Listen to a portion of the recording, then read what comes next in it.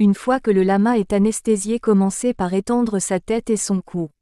Les lamas peuvent régurgiter. Pour éviter ce réflexe, assurez-vous que l'anesthésie est suffisamment profonde.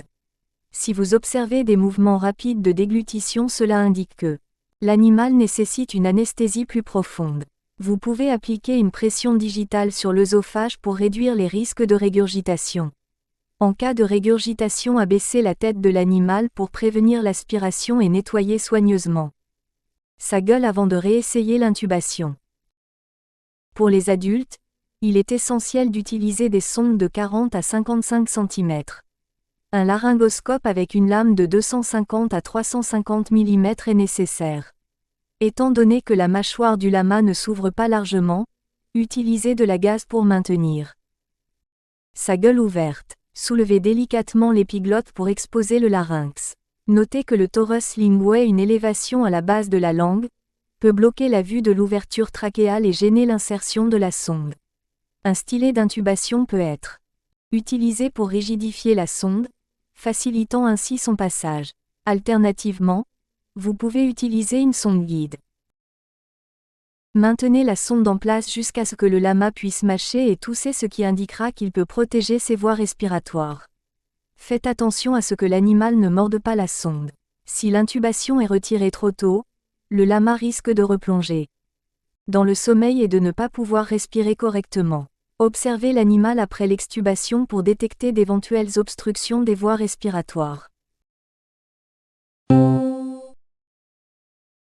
Pour l'intubation nasotrachéale, insérez la sonde entre le cornet nasal ventral et le septum nasal. Le cornet nasal ventral présente une grande surface lisse tandis que les choanes, ouvertures postérieures des cavités nasales, mènent au nasopharynx. Les lamas respirent principalement par voie nasale. Il faut donc éviter le déplacement dorsal du palais mou, car cela pourrait compromettre la respiration. Utilisez un lubrifiant hydrosoluble avec de la phényléphrine pour prévenir les saignements. Insérez la sonde à travers les narines dans le méa nasal ventral en orientant le biseau de la sonde latéralement pour minimiser le risque de traumatisme des cornets. Appliquez une légère pression pour faire avancer la sonde. Si la sonde ne progresse pas au-delà de 10 cm chez un lama adulte, elle est probablement coincée dans le méa moyen. Dans ce cas, retirez la sonde et dirigez-vous vers le méa ventral. Si la sonde ne dépasse pas 25 cm, il est probable qu'elle soit bloquée dans le diverticule pharyngé. Ne tentez pas de forcer la sonde, retirez-la de 3 cm, redirigez-la ventralement, puis réessayez. Une fois que la sonde se trouve dans le nasopharynx, étendez la tête et le cou du lama.